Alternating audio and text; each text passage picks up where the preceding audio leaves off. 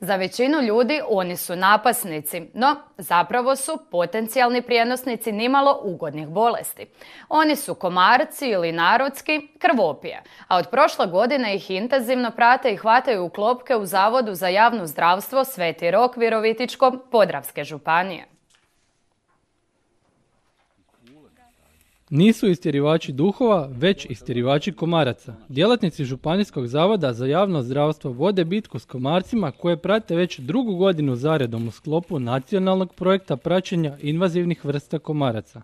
Hrvatski zavod za javno zdravstvo je to osmislio kao praćenje, odnosno istraživanje invazivnih vrsta komaraca, prikupljanje podataka o svim vrstama komaraca u Republici Hrvatskoj kako bi se izradila karta rasprostranjenosti i žarišta i kako bi se izradila zapravo jedna jedinstvena nacionalna baza koja bi služila za procjenu rizika za vektorske zarazne bolesti.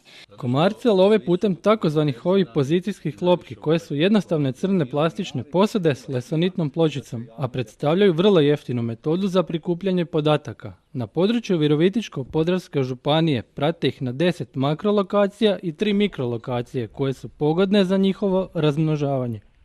To su sjenovita područja uz tlo, vegetaciju, odnosno ova vrsta komaraca koju smo mi do sad otkrili najčešće ide uz čovjeka do 0,5 metara.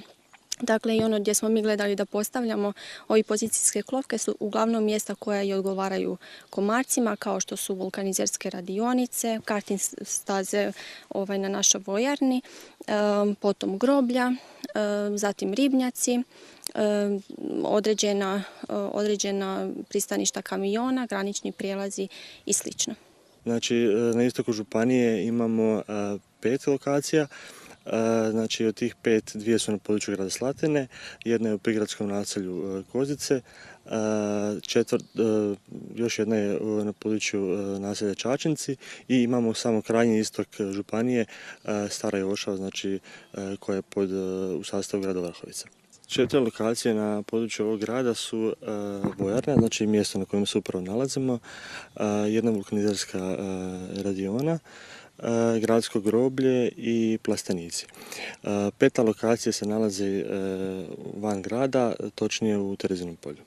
Kroz sustav nacionalnog praćenja prošle godine otkriveni famozni tigrasti komarac, no u zavodu kažu da bojazni od njega nema, a svatko od nas može puno učiniti kako bi spriječio njihovo daljnje razmnožavanje.